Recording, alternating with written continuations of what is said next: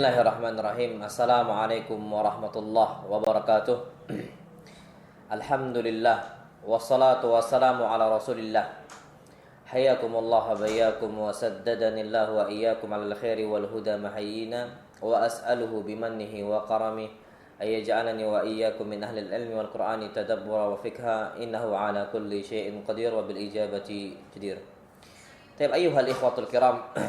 Kita saat ini sedang dalam kajian tentang Ramadan, karena wallahi Ramadan itu tinggal hitungan hari saja, nggak nyampe sepekan insyaallah subhanahu wa ta'ala, kalau Allah takdirkan dan kalau Allah tetapkan untuk kita. Mudah-mudahan kita jumpa dengan bulan Ramadan, dan itu cuman hitungan hari saja dari sejak sekarang, nggak nyampe sampai sepekan itu, nggak nyampe, masya Allah.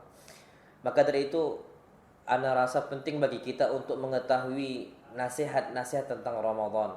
Wallahi ya akhi, kita ini tiap tahun tuh sering dengar nasihat Ramadan. Naam sahih. Tapi kita ini mau nggak mau butuh sama nasihat itu. Tiap tahunnya, naam tiap tahunnya. Masya Allah tabaraka rahman. Yang kita ambil contoh semisal, masya Allah. Kita lihatlah kondisi ketika kita itu sering dinasihati. Kadang-kadang lepas saja itu nasihat. Ana sering ambil contoh loh ya akhi. Contohnya kita umrah, haji. Ya akhi, kita umrah tuh besar biaya, mahal harganya. Kita berangkat ke sana, ada yang 30 juta berangkat, baru dia bisa berangkat dengan 30 juta. Ada yang 35 juta, sekarang udah mahal. Apalagi hajinya, masya Allah, besar sekali. Tapi kita perlu tahu, banyak di luar sana yang kita nasihatin untuk para mu'tamirun, orang-orang yang sedang berumrah dan juga orang-orang haji hujjaj. Sebelum keberangkatan kita nasihati, umrah kita cuma sebentar, umrah kita cuma 9 hari, umrah kita cuma 12 hari. Tolong dijaga sebaik mungkin ibadahnya, maksiatnya ditahan. Masya Allah, kejadian sama anak ini, jujur aja, serius ini. Ketika sampai kita itu udah landing di bandara Jeddah sana, naik bus, kita mau berangkat ke Madinah. Masya Allah, ini kita mau ke Madinah. Ketika keberangkatan itu kami stop di sebuah tempat peristirahatan, mau makan siang lah istilahnya. Ketika kita turun, ya Allah, padahal udah dinasihatin, ternyata jamaah kita ada yang ngerokok. Padahal dinasihatin jangan merokok, tinggalkan, kita umroh cuman sebentar, tahan gitu. Biaya umroh tuh mahal, besar. Nyampe sana ketika kita turun, lah masih ngerokok. Apa kata dia ketika diingatkan? Afwan Sad, maaf Sad, ana ini tidak bisa, soalnya ini supir busnya juga ngerokok. Ana itu tergoda ngerokok juga, nggak tahan. Ana, ya Allah, itu ibadah umroh biayanya sampai 30 juta loh, masih aja ada maksiat. Apalagi Ramadan yang kita dijumpakan oleh Allah dengan bulan Ramadan itu free, gratis, tanpa mengeluarkan biaya apapun, tanpa mengeluarkan dana sama sekali. Ternyata tidak bisa juga, masih aja ada maksiat. Ibadah disuruh rajin, kita di sana di Masjid Nabawi, sekali sholat dilipat gandakan 1000 kali lipat. Kalau jamaah berarti 27 kali 1000, 27.000 pahala sekali sholat jamaah. Dinasihati jangan kita malas-malas dan sebagainya. Masya Allah, sampai sana sholatnya di hotel terjadi. Allahu Akbar. Masjidil Haram juga sama. Ini kenapa? Karena memang manusia ini kadang-kadang terlalu ego untuk mengikuti hawa nafsunya. Masih menginginkan maladzatid dunya, menginginkan kelezatan-kelezatan dunia, akhirnya lalai dari ibadah kepada Allah. Apalagi Ramadan yang kita masuk gratis saja kita masuk. Nggak ada ceritanya, kamu kalau mau masuk Ramadan bayar, kalau nggak masuk kamu meninggal. Nggak sama sekali. Allah nggak pernah tentukan seperti itu. Tapi ternyata masya Allah, kita semua masuk, seluruh umat Islam, dari ujung timur bumi sampai ujung barat bumi, semuanya mendapatkan keutamaan jumpa dengan Ramadan. Tapi tak semuanya bisa menggunakan waktu sebaik mungkin ketika Ramadan. Makanya wasiat menggunakan kesempatan yang besar di bulan Ramadan itu bukan cuma dari Nabi kita Muhammad SAW, lah. Pertama dari Allah. Sampai Allah Subhanahu wa taala di dalam Al-Qur'an Al-Karim Beliau sallallahu alaihi wasallam itu sampai membuat kita itu mudah-mudahan gitu ya dengar nasihat Allah SWT. Allah letakkan ayatus siyam dari awal halaman sampai akhir, sampai Allah tutup dengan wa idza sa'alaka ibadi anni fa inni qarib, yang awalnya ya ayyuhalladzina amanu kutiba alaikumus siyamu kama kutiba alal ladzina min qablikum la'allakum tattaqun. Itu satu halaman full saking pentingnya puasa untuk kita. Tapi banyak orang keluar sana, ya Allah, kapan masuk Ramadan dia anggap biasa saja sama dia. Dia cuma taunya Ramadan itu ya kita itu sahur sama buka puasa, cuma dua. Sahur ikut dia sahur. Tapi ternyata batal di siang hari, nggak tahan sama hausnya, akhirnya minum. Pas buka puasa ikut juga puasa jamaah. Ya Allah, ikut puasa berjamaah bersama gitu loh. Padahal udah batal. Dia tahunya cuma sahur sama apa? Buka puasa. Dan ini hampir terjadi, banyak sekali orang-orang nggak perhatian dengan Ramadan. Makanya kepentingan Ramadan itu Allah sampaikan kepada kita itu sampai satu halaman full. Sampai Allah mengingatkan sebagaimana yang kita ingatkan juga untuk jamaah umrah sama jamaah haji. Allah mengatakan ayyamam ma'dudat. Ramadan cuman hitungan hari loh. Biar sadar kaum muslimin, jangan malas-malasan, jangan main-mainan, jangan tersibukkan dengan dunia, jangan tersibukkan dengan senda gurau, ngobrol sana ngobrol. Ayyamam ma'dudat, cuman hitungan hari ya akhi. Gak bisa kita main-main. Para malaikat juga sama, mengingatkan kepada seluruh kaum muslimin. Para malaikat mengatakan, ya baghiyal khairi akbil, wahai orang pengingin kebaikan, ayo sini, beramallah kalian, sempurnakan amal kalian. Masya Allah, perbanyak amal kalian, sempurnakan amal ibadah kalian. Ini wasiatnya para malaikat. Sampai Masya Allah tabarakar rahman, para malaikat juga mengatakan, wa ya baghiyal syarri aksir, wahai orang pecinta kepada keburukan, suka maksiat, kecanduan maksiat, aksir, selesai. Jangan lanjutkan lagi maksiat, gak usah perbanyak maksiat, selesaikan. Kenapa? Karena kita di bulan Ramadan. Ya akhi, bulan Ramadan itu besar. Pahala yang kita kerjakan dari amal saleh itu dilipat gandakan. Sebaliknya maksiat yang kita kerjakan di bulan Ramadan itu dilipat gandakan oleh Allah SWT. Karena nggak sembarangan. Karena itu bulan-bulan haram. Bulan yang paling Allah muliakan, Ramadan. Nggak ada satupun bulan yang lebih mulia dibandingkan bulan Ramadan. Kalau kita bermaksiat, ingat maksiat kita dosanya dilipat gandakan oleh Allah SWT. Itu catatan penting bagi kita. Jangan maksiat. Wallahi ya akhi, berat. Maka dari itu kita perlu perhatikan kata para malaikat, ya bagi syar, wahai kalian itu pecinta kepada keburukan, aksir, stoplah. Jangan dilanjutkan lagi, jangan dipaksakan lagi, stop, selesaikan semua. Jangan ada yang mau maksiat lagi. Itu wasiat dari para malaikat. Enggak cukup sampai situ. Nabi kita Muhammad SAW mewasiatkan tentang Ramadan, dan beliau mendoakan seluruh orang-orang yang gak serius di bulan Ramadan dengan doa keburukan, bukan doa kebaikan. Nabi kita Muhammad SAW bukan orang mencela, bukan orang yang suka berdoa dengan doa keburukan, bukan. Nabi tidak suka itu SAW. Nabi kita Muhammad SAW serius mendoakan kebaikan kepada umatnya. Tapi pernah terucap oleh Nabi kita Muhammad SAW, saking memang betul-betul geram dengan orang-orang yang gak serius dengan Ramadan. Nabi doakan, raghima anfumri'in, celakalah fulan, seseorang. Raghima anfumri'in, celakalah seseorang. Raghima anfumri'in, celakalah seseorang. Siapa dia salah satunya? Nabi kita Muhammad SAW mengatakan, man adraka Ramadan, dia masuk bulan Ramadan, hatta yansalih, sampai selesai semua Ramadan, dari tanggal 1-nya, semisal sampai tanggal 29 atau tanggal 30-nya, ternyata kondisinya falam yughfar lahu, Allah enggak ampunkan untuk dia. Masya Allah, Allah enggak ampunkan. Naam, Allah enggak ampunkan untuk dia. Terhindar dari kebaikan. Maka itu kita perlu perhatikan. Jangan sampai kita ini main-main di situ. Kenapa kok bisa nggak diampunkan? Padahal puasa Ramadan dari sejak sahurnya sampai sahur berikutnya itu semua ampunan dari Allah. Nabi kita Muhammad sallallahu alaihi wasallam dari sahurnya ya, Allah berfirman kanu wabil ashari hum yastaghfirun. Mereka orang-orang yang Allah cintai, mereka itu istighfar, minta ampun sama Allah di waktu sahurnya. Dari waktu sahur mereka beristighfar. Kenapa mereka beristighfar ya akhi?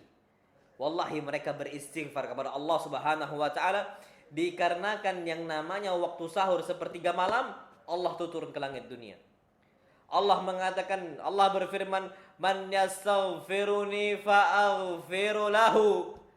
Siapa saja yang dia itu mau beristighfar kepada saya, maka aku akan ampunkan dosa-dosa dia. Dari waktu sahurnya itu sudah dihitung oleh Allah Subhanahu wa taala dengan waktu maghfirah, dengan waktu ampunan dari Allah Subhanahu wa taala. Tidak cukup sampai situ, masuk waktu fajar. Dari waktu fajar, min ba'dil fajar, dari habis fajar ila ghurubis syams, sampai terbenamnya matahari. Apa kata Nabi kita sallallahu alaihi wasallam? Semua waktu itu ampunan dari Allah. Sabda Nabi kita Muhammad SAW jelas, man shoma Ramadan imanan wahtisaban ghufira lahu ma taqaddama min dzambihi. Barang siapa yang dia itu berpuasa Ramadan karena keimanan dan mengharapkan pahala dari Allah Subhanahu wa taala, ghufira lahu ma taqaddama min dzambi. Semua dosa-dosa dia diampunkan oleh Allah Subhanahu wa taala. Semuanya, na'am, semuanya. Masya Allah. Sampai kapan? Sampai terbenamnya matahari, sampai waktu maghrib. Nggak cukup sampai situ. Min ba'dil maghrib, dari habis maghrib ada salat tarawih. Apa kata Nabi kita Muhammad SAW dari habis maghrib itu, dari salat tarawih itu? Nabi mengatakan, man qama Ramadan, siapa yang salat tarawih di bulan Ramadan karena keimanan dan juga karena mengharapkan pahala dari Allah SWT, ghufira lahu ma taqaddama min dzambi, akan dihapuskan dosa-dosa yang lalu. Sampai kapan? Sampai waktu sahur lagi. Ternyata 24 jam waktu puasa kita di bulan Ramadan, waktu Ramadan semua waktu maghfirah. Ternyata sampai selesai, Masya Allah tabaraka rahman, falam yughfar lahu, kayak diampunkan. Berarti kan ada masalah ini, ada kasus dia di situ. Kenapa dengan waktu yang dia miliki, dengan sebanyak yang dimiliki, lu masih ada dosa di dalam dada dia, masih ada kesalahan yang Allah nggak ampunkan? Wajar Nabi kita Muhammad SAW mendoakan keburukan untuk dia. Wallah, wajar ya akhi sallallahu alaihi wasallam. Kenapa semua ampunan dari Allah dia nggak diampunkan? Berarti kan dia yang bermasalah. Kenapa? Padahal ibadah di bulan Ramadan dimudahkan oleh Allah, dan ibadah kita di bulan Ramadan digampangkan jalannya. Maksiatnya ditutup oleh Allah, disulitkan. Tapi masih maksiat, masih malas ibadah. Berarti dia yang bermasalah. Sabda Nabi kita Muhammad SAW, beliau bersabda, ja'akum Ramadan, datang untuk kalian bulan Ramadan, syahrun mubarakun, bulan yang diberkahi oleh Allah Subhanahu wa taala, yang mana keutamaannya fihi tuftah abwabul jannah, dibukakan selebar-lebarnya pintu surga. Masya Allah. Akhirnya apa? Kita mudah untuk beribadah. Tapi kalau masih ada orang yang enggan beribadah di bulan Ramadan, padahal dibukakan pintu surga oleh Allah untuk dia, berarti dia yang bermasalah. Dia yang membuat diri dia yang memaksakan diri dia untuk malas beribadah. Padahal Allah udah bukakan pintu, aslinya dia beribadah. Apalagi seluruh kaum muslimin semangat untuk beribadah kepada Allah di bulan Ramadan. Tapi kalau dia masih malas beribadah, masih enggan untuk nyembah Allah, masih enggan untuk taat kepada Allah, berarti dia ini yang masalah. Dia yang paksakan diri dia untuk malas ya. Sebaliknya, wa tughlaq fihi abwabul jahim, ditutup pintu-pintu neraka. Ternyata dia masih rajin untuk bermaksiat, masih sering untuk berbuat dosa, masih sering untuk lalai kepada Allah Subhanahu wa taala. Padahal pintu neraka ditutup rapat oleh Allah, bahwasanya kita sulit untuk bermaksiat, tapi masih bermaksiat. Itu tanda ya akhi, bahwasanya kita memaksakan diri kita sendiri untuk bermaksiat kepada Allah Subhanahu wa taala.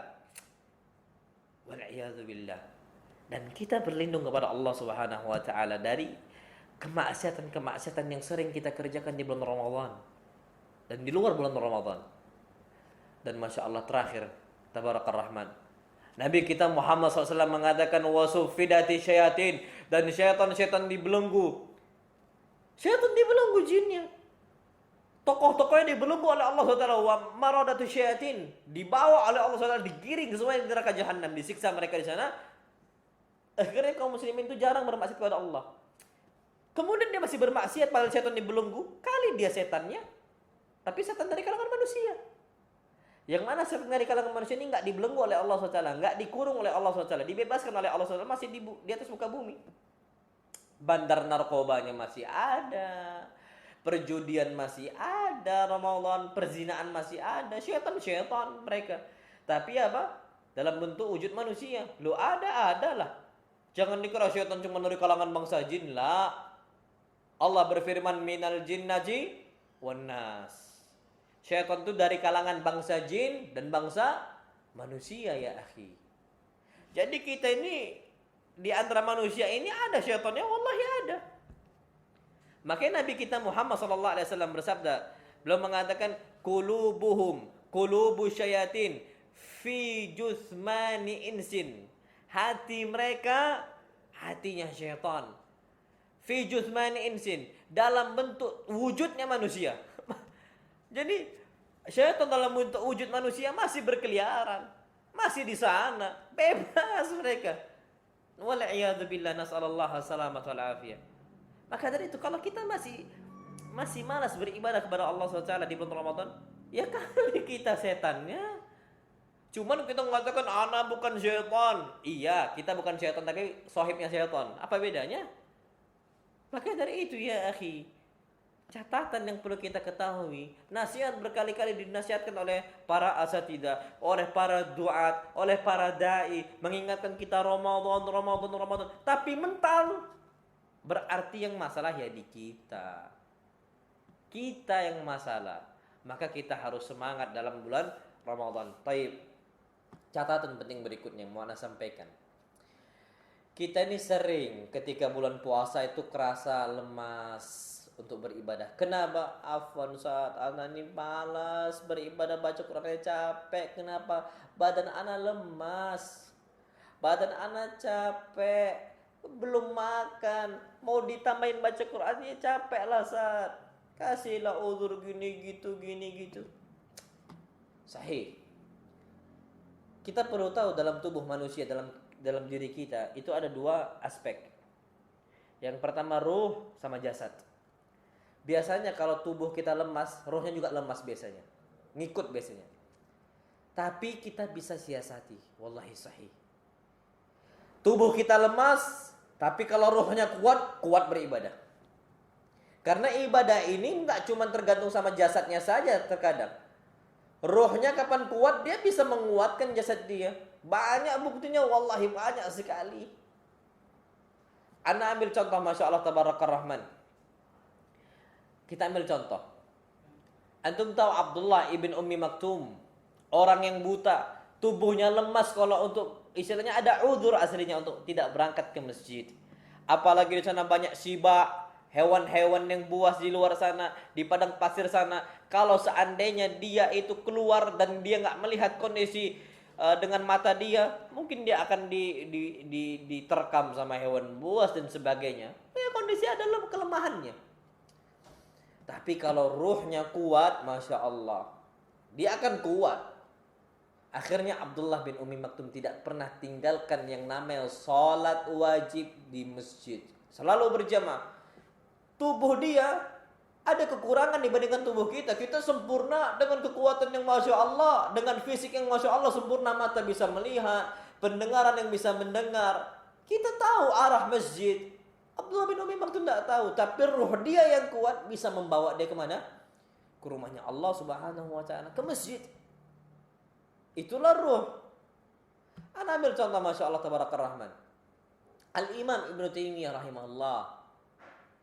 Al-Imam Ibn Taimiyah rahimahullah, beliau enggak sarapan di pagi hari. La. Beliau duduk pada subuh. Beliau zikir kepada Allah Subhanahu wa Ta'ala dari ba'da subuh sampai waktu ghada. Sampai sebelum zuhur. Kalau kita Masya Allah nggak sarapan, pingsan. di tempat kerja di kantor, lemus ana belum makan katik duit tak bisa beli. Ya akhi, na'am sahih. Al-Imam Ibnu Taimiyah dengan aktivitas yang jauh lebih banyak dibandingkan kita. Yang lebih banyak rihlahnya, perjalanan safarnya beliau rahimahullah dibandingkan kita. Ternyata beliau bisa loh ndak makan sarapan. Sarapan loh ya bisa. Beliau duduk sampai waktu zuhur. Al-Imam Ibnu Qayyim rahimahullah. Itu takjub sama beliau Ibnu Taimiyah. Kok bisa beliau tahan ba'da zuhur aktivitas full? Beliau enggak makan, enggak sarapan. Apa kata Ibnu Taimiyah? Sesungguhnya jasad itu memiliki harus kuat dan harus ada gizinya, dan ruh pun harus ada gizinya. Dan gizinya ruh itu apa? Zikir kepada Allah. Jadi kuatkan dulu rohnya. Naam sahih. Percuma jasad kuat tapi rohnya lemas. Banyak para pemuda Masya Allah daki gunung kuat. Gunung Rinjani ditempuhnya sampai ke puncaknya. Gunung Merapinya ditempuhnya sampai ke puncaknya. Gunung Kerincinya ditempuh sampai ke puncak. Kalau kita di Sumsel Gunung Demponya Masya Allah sampai ke puncak, sampai mereka. Ini mahasiswa wallah banyak sekali. Pemuda kuat-kuat. Tapi kalau disuruh bangun subuh, susah. Masya Allah. Padahal mereka kapan naik ke puncak gunung yang ditunggu sunrise. Matahari terbit. Masya Allah. Ditunggu momen itu. Sholat subuh tiap hari. Mata tuh dibuka kayak 1 ton. Susah. Ibadah mereka nggak kuat. Fisiknya kuat. Kenapa mereka ibadahnya lemah? Ruhnya lemah ya akhi. Makanya kalau tubuh kita lemah, kalau selama ruh kita masih kuat, akan kuat. Nah, bagaimana cara menguatkan ruh kita? Zikir. Zikir kepada Allah SWT. Jadi ketika puasa itu sering-sering kita berzikir. Astaghfirullah, alhamdulillah, wa la ilaha illallah, Allahu akbar. Ulangi lagi subhanallah, walhamdulillah, la ilaha illallah, Allahu akbar. Terus seperti itu akan kuat fisik kita. Ana ambil contoh Masya Allah Fatimah radhiyallahu ta'ala anha. Fatimah wanita seperti wanita-wanita pada umumnya. Fatimah lemah seperti wanita-wanita itu lemah pada umumnya. Tak sekuat laki-laki, na'am. Tapi Fatimah radhiyallahu ta'ala anha Masya Allah fisiknya itu diforsir memang untuk kerjaan rumah beliau. Sampai disebutkan tangannya Fatimah itu sampai kapalan. Tangan siapa dari kita yang kapalan? Antum coba lihat tangan antum di sini. Ada nggak kapalan? Fatimah kapalan wanita. Kita berangkatlah pulang ke rumah istri kita, lihat tangan istri kita. Wow, Masya Allah, dek mulus sekali tangan adik ini. Berarti adik ini pekerjaannya tak seberat Fatimah. Masya Allah. Tapi jangan pula ngomong kayak gitu ke istri, ngamuk dia. Tapi maksud anak itu, Fatimah tuh berat sekali. Makanya dia butuh pembantu. Padahal pembantu Nabi kita Muhammad SAW yang bantuin kehidupan Nabi itu banyak sekali. Ada Anas ibn Malik, ada di situ Ibn Mas'ud, ada di situ Ibn Abbas, dan banyak sekali yang bantu Nabi kita Muhammad SAW itu saking banyaknya. Minta pembantu Fatimah. Karena Fatimah itu saking beratnya, beliau itu sampai numbuk makanan, beliau itu ngadon roti, capek, wajar kapalan. Makanya minta pembantu. Tapi pertanyaannya, apakah Nabi kasih pembantu untuk Fatimah? Tidak. Kenapa Nabi tahu pembantu sebanyak apapun kita? Pembantu lo ya. Sebanyak apapun pembantu kita. Tapi kalau ruh kita, ruh yang lemah, ya percuma. Kita juga akan lemah. Ana ambil contoh Masya Allah. Fatimah. Langsung didatangi oleh Nabi kita Muhammad SAW. Nabi duduk di antara Fatimah sama Ali. Apa kata Nabi? Awala adullukuma ala amalin idza fa'altuma.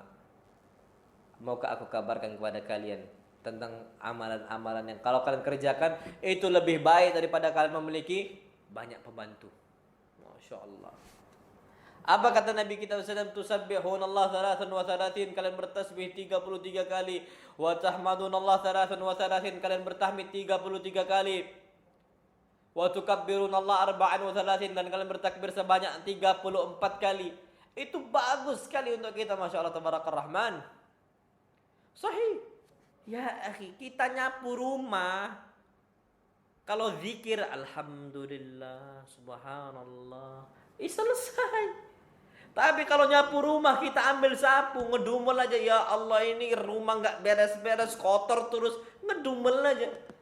Belum selesai tuh nyapu, masih setengah, kita campakkan di sapu, capek ah. Ada manusia kayak gitu.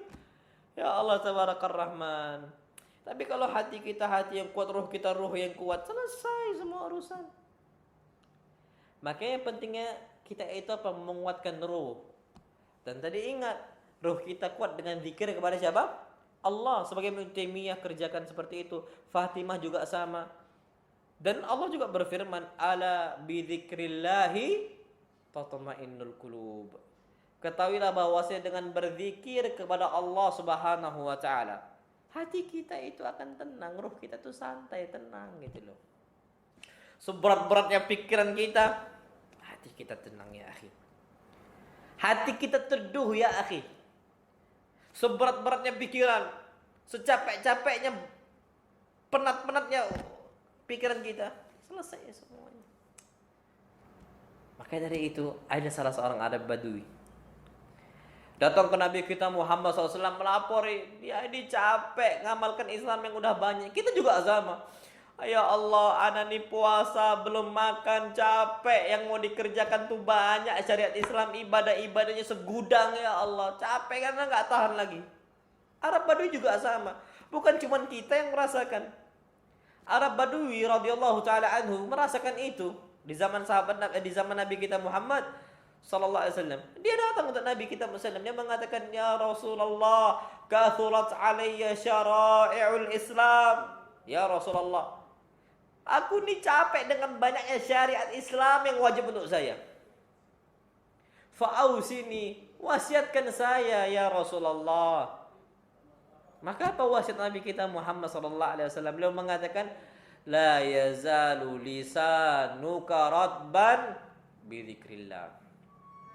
Teruslah lisan engkau itu basah karena zikir kepada Allah. Kenapa? Karena dengan zikir yang awalnya berat ibadah-ibadah yang lain, tapi ruh kita kuat, kita akan mudah untuk beramal saleh. Kita akan mudah untuk mengamalkan kebajikan-kebajikan. Kita akan dimudahkan oleh Allah Subhanahu wa taala untuk mengamalkan banyak kebaikan yang Allah perintahkan untuk kita. Itu kalau seandainya kita ini adalah orang yang taat kepada Allah, dengan banyak berzikir kepada Allah, kuat roh kita. Maka jangan main-main ya akhi dengan zikir. Dan antum perlu tahu, kenapa kita kadang-kadang merasa berat dengan ibadah, merasa capek dengan ibadah? Karena masih ada maksiat. Dan maksiat ini terjadi karena kita lalai dari Allah, nggak berzikir kepada Allah. Jadi nyambung itu. Ketika kita lalai dari zikir, maksiat akan muncul mudah. Ketika terjadi maksiat, kita akan disulitkan untuk beramal soleh atau untuk beribadah kepada Allah SWT. Anda ambil contoh. Mungkin nggak orang tuh malas beribadah, dia tuh taat terus? Jarang. Tapi dia akan malas beribadah ketika maksiat itu muncul. Makanya disebutkan oleh para ulama ahlu sunnah wal jamaah, al-imanu yazid wa yankus. Iman tuh naik, tapi iman tuh bisa turun. Yazidu bitta'ah, dia akan naik terus gitu loh ya, dengan ketaatan kepada Allah. Wa yankusu bil ma'siyah, tapi akan seterjun-terjunnya karena maksiat kepada Allah. Semakin banyak maksiat, semakin terjun pula iman dia. Maka ketika kita taat kepada Allah, naik lagi nih. Itulah kita. Nah, ketika iman kita naik, itu dengan ibadah. Tapi ketika kita itu maksiat, iman otomatis turun. Nah, maksiat itu muncul biasanya karena kita lalai dari Allah Ta'ala. Lupa zikir. Naam. Loh, ya gampang ya gini loh, ada uang 100.000. Ada uang ini, Masya Allah. Ada apa? Ada uang, mau diambil. Kita ngambil uang itu, wal'iyadu billah, sambil zikir, mungkin gak? Astaghfirullahaladzim. Masuk kantong. Tapi zikir. Uangnya diambil. Ngomong astaghfirullahaladzim. Mungkin nggak? Nggak mungkin. Kapan kita mengucapkan astaghfirullahaladzim, kita balikkan itu. Ya Allah, ana tidak boleh mencuri di sini. Itu pasti seperti itu. Tapi kalau dia nggak berzikir kepada Allah, ya terjadi. Sebagaimana Yusuf alaihi salam, dia itu diajak berzina sama Zulaikha. Pertama kali ketika diajak berzina, kenapa Nabi Yusuf nggak berzina kepada Allah SWT, tidak berzina dengan Zulaikha dan nggak bermaksud kepada Allah SWT? Zikir. Ketika dia Zulaikha mengatakan, wahai Yusuf, hai calak, sini engkau, ayo kita berzina. Apa kata Yusuf? Ma'adallah. Langsung zikir. Aku berlindung kepada Allah, ya Allah. Nggak jadi maksiat. Makanya kita ini perlu tahu, agar kita tuh rajin beribadah, banyak zikir kepada Allah. Perbanyak zikir kepada Allah SWT. Dari kita itu rajin ibadahnya, rajin zikirnya, tinggalkan maksiat, roh kita kuat, maka kita akan mudah untuk beramal soleh. Baik. Itu catatan penting juga. Kemudian catatan penting Ramadan adalah malam Lailatul Qadar. Wallahi ya akhi, orang yang nggak dapat Lailatul Qadar, orang yang Allah cegah dari semua kebaikan. Kenapa? Karena satu malam ini itu lebih baik daripada 1000 bulan. Masya Allah. 1000 bulan. 1000 bulan itu 30.000 hari. 30.000 malam. Makanya wajar Nabi kita Muhammad sallallahu alaihi wasallam, fihi lailatun khairun min alfi syahrin. Di bulan Ramadan dari 30 yang ada, fihi laila, ada satu malam, khairun min alfi syahrin, lebih baik daripada 1000 bulan. Ini yang Allah firmankan, Lailatul Qadari khairun min alfi syahr. Apa kata Nabi kita sallallahu, man hurimaha faqad hurim. Yang dia dicegat nih dari mendapatkan kebaikan Lailatul Qadar, faqad hurim. Dia dicegat dari banyak kebaikan, ya akhi. Makanya kalau kita nggak dapat nilai Lailatul Qadar, berarti kita dicegat oleh Allah SWT dari kebaikan. Berarti Allah nggak senang sama kita. Makanya wasiat ana, ya akhi, Lailatul Qadar itu antum jangan main tebak-tebakan. Nggak boleh. Oh, ana mau serius ibadah sampai jam 4 subuh, baca Quran terus ba'da tarawih. Tapi malam 27 aja. Malam 25 nanti ngobrol, malam 26 nanti ngopi, malam 29 nanti buka kacang kulit. Ya, akhi. Akhirnya ibadah cuma malam 27 yang fokus. Enggak kayak gitu wasiat Nabi. Wasiat Nabi, jangan main pilih-pilih Lailatul Qadar. Kenapa beliau mengatakan taharru Lailatul Qadar fil ashril awakhir min Ramadan. Carilah Lailatul Qadar di 10 malam terakhir Ramadan. Semua rata. Jangan difokuskan satu dan sebagainya. Ada sabda Nabi SAW fil witri, carilah di malam witir, karena memang sering terjadi Lailatul Qadar malam witir, tapi tidak menutup kemungkinan Lailatul Qadar terjadi di malam genap, dan itu terjadi. Dan ini sabda Nabi kita Muhammad SAW. Makanya kata Ibnu Taimiyah, kita nggak bisa main pilih-pilih kayak gitu. Kita ratakan. Maksudnya gimana sih? Intinya gimana? Gini. Kita mau sedekah untuk mendapatkan Lailatul Qadar. Kita punya 100.000. Jangan kita cuma pilih malam 27 saja 100.000. Malam 25 kita tinggalkan. Malam 24 kita tinggalkan. Malam 23 kita tinggalkan. Jangan. Tapi apa?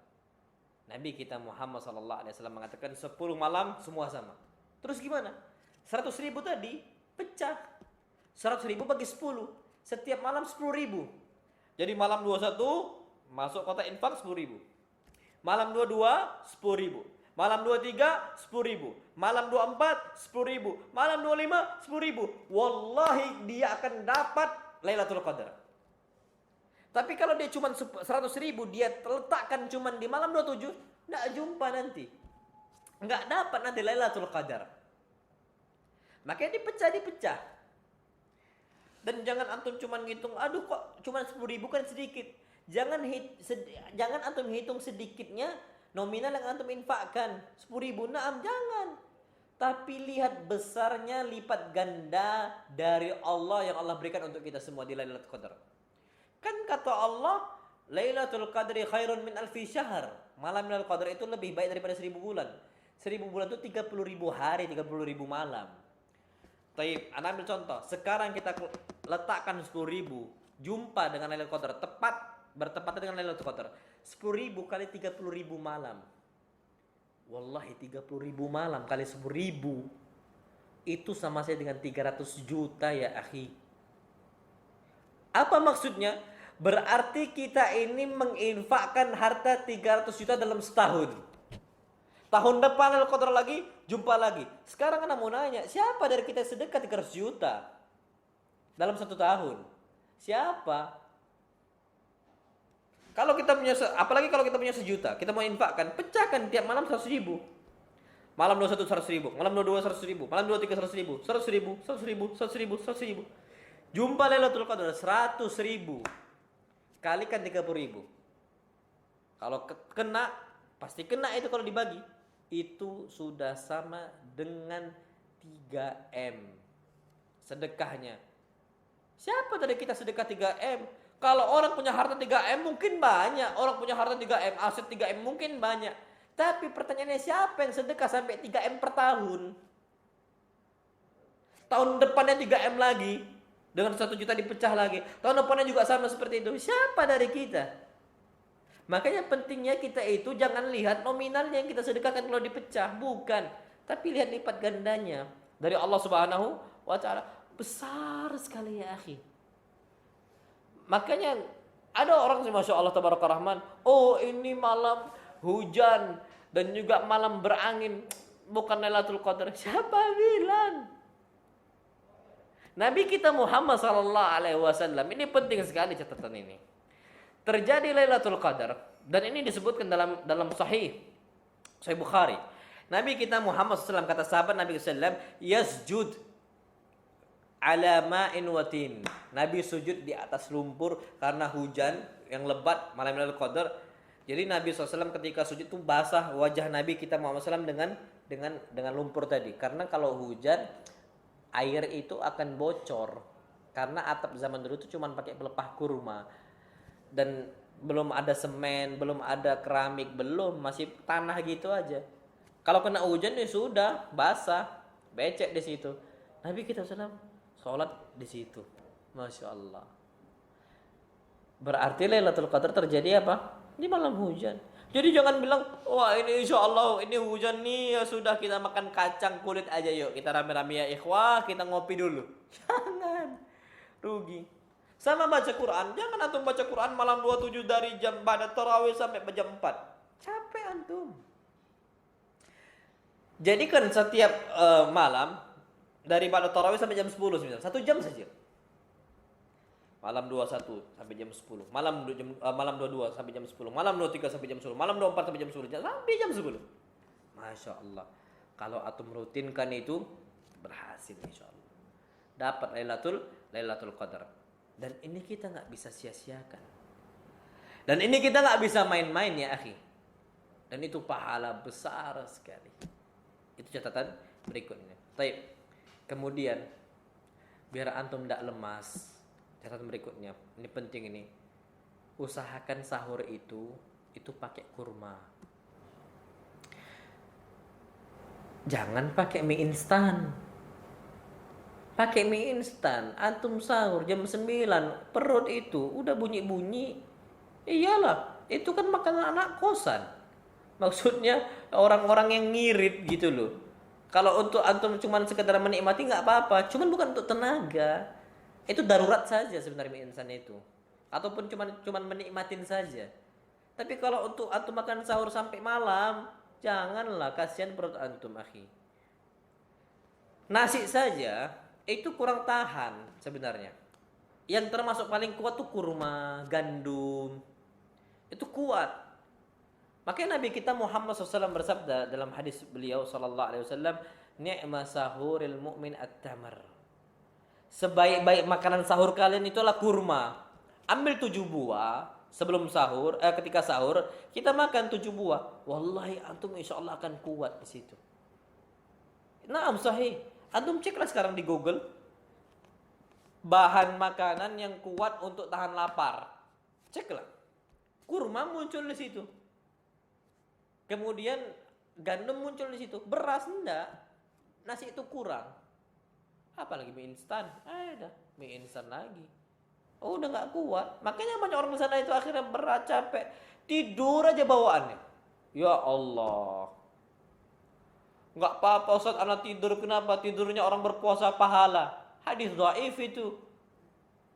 Nabi kita Muhammad SAW kata dia, naumus shaim ibadah. Tidurnya orang yang puasa ibadah. Ada nggak tahan lagi Ustaz, ada tidur aja lah. Hadis dhaif. Kalau memang ibadah, ya sudah. Ngapain capek-capek kita baca Quran Ramadan? Ngapain capek-capek kita salat sunnah Ramadan? Tidurlah. Dari pagi, ba'da subuh sampai zuhur, ibadah semua. Cuman kan nggak pernah sahabat Nabi kita SAW bangkong kayak kita. Tidur aja. Karena memang hadis itu dhaif ya akhi. Makanya harus semangat makan kurma. Kalau kerasa capek, jam-jam 1, jam-jam 2 udah kerasa capek, apa yang kita kerjakan? Lihat Nabi kita Muhammad SAW. Apa kata Abu Bakar? Laqad ra'aitu Rasulullah sallallahu alaihi wasallam bil arji yasubbu ala ra'sihi al-ma' wa huwa sha'im. Aku melihat Nabi sallallahu alaihi wasallam di sebuah tempat namanya Al-Arj. Beliau guyurkan kepala beliau dengan air dalam kondisi beliau puasa. Kalau capek ketika puasa, jangan makan, batal kita. Terus gimana? Mandilah. Apa kata Abu Bakar, minal ataswa minal har, Nabi guyurkan kepala beliau SAW dengan air yang banyak gara-gara beliau itu kehausan. Dan gara-gara Nabi SAW itu apa? Kepanasan, terik panas matahari seperti itu. Cuacanya panas. Maka beliau SAW mandi. Dan itu ngobatin. Dan rajin bersiwak, rajin sikat gigi.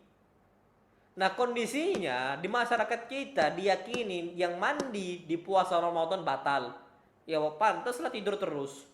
Dan taunya tidurnya puasa, tidurnya orang sedang berpuasa itu ibadah. Ya wajarlah akhirnya tidur terus. Lemas dia, nggak mandi gara-gara takut batal dan tidur gara-gara meyakini itu ibadah. Ah, udah jadi. Akhirnya ibadah dia ketika puasa Ramadan nggak ada, tidur tok gitu loh. Nah, kemudian siwakan, sikat gigi. Dan ini buat kita fresh kembali. Antum baca Quran dalam kondisi mulut tuh bau mulut. Dalam kondisi bau mulut nggak segar, nggak nyaman. Sholat subuh asli, sholat subuh antum nggak sikat gigi, imam itu baru Al-Fatihah udah ngorok, nggak sikat gigi, nggak segar bawaannya. Tapi kalau sikat gigi, masya Allah. Makanya apa kata para sahabat Nabi kita sallallahu alaihi wasallam, laqad ra'aitu Rasulullah sallallahu alaihi wasallam yastaqu wa huwa sha'imun ma la nuhsi wa ma la na'ud. Kami sering sekali melihat Nabi sallallahu alaihi wasallam itu siwakan ketika beliau puasa, wa huwa sha'im. Nabi lagi berpuasa. Ma la nuhsi, kami enggak bisa hitung lagi. Wa ma la na'ud, dan kami enggak bisa totalkan berapa kali beliau itu bersiwak. Makanya jaga. Siwakan, mandi, dan segar lagi. Nah, kalau udah segar, buka Qur'annya, jangan lanjut tidur. Mandi kita, siwakan, sikat gigi, buka Qur'annya, zikir, insyaallah subhanahu wa ta'ala kita akan kuat. Nah, wallah alam bisawab. Ini yang dapat saya sampaikan nih, kita udah lewat 11.45, insyaallah 15 menit kita buat untuk tanya jawab. Nah, kalau ada pertanyaan silakan, dan ana tutup di sini materi ini. Ya akhi, Ramadan kita nggak pernah tahu lagi kapan jumpa Ramadan. Mungkin ini terakhir Ramadan bagi kita, maka seriuslah kita beribadah. Taib, insyaallah kita lanjutkan dengan tanya jawab, dan ana kembalikan kepada moderator. Barakallahu fikum. Nah, taib. Kesimpulan ana, ingat wasiat Ramadan ini antum akan sering dapati dari banyak ustadz, dari banyak dai. Tapi ingat ya akhi, nggak semua orang itu dinasihatin itu nerima nasihat. Banyak orang nasihat itu masuk dari telinga kanan, kalau keluar dari telinga kiri masih mending, masih ada yang masuk. Ini masuk telinga kanan, keluar telinga kanan, ya mental gitu loh. Nah, itu jangan sampai seperti itu. Nah, itu kita perlu perhatikan. Jadi seriuslah bulan Ramadan. Dan kalau ketika kita lemas tadi, banyak-banyak zikir. Kalau zikirnya pun lemas, mulai dengan mandi dan siwakan, sikat gigi. Baru kita berzikir kepada Allah, nanti kuat kembali. Terus ingat, biar nggak lemas, makan kurma, 7 kurma. Plus nasi nggak apa-apa baru. Yang penting 7 kurma tadi. Insya Allah fisik kita akan kuat. Kemudian Lailatul Qadar terakhir, jangan sampai main pilih-pilih Lailatul Qadar. Caranya gimana? Pecah. Jadi ratakan semuanya. Sejuta uang kita bagi 10, saat malam 21 100, malam 22 100, malam 23 100, malam 24 100, malam 25 100 sampai akhir Ramadan. Kenapa? Pasti kita kena Lailatul Qadar. Tapi kalau kita milih 27 belum tentu kena. Kita pilih 25 aja belum tentu kena. Kita pilih 24 saja belum tentu kena. Maka dipecah dan insya Allah kita akan menjumpai malam Lailatul Qadar. Jadi seperti itu yang dapat Anda simpulkan. Kalau lebih Anda mohon maaf. Wassalamualaikum warahmatullahi wabarakatuh.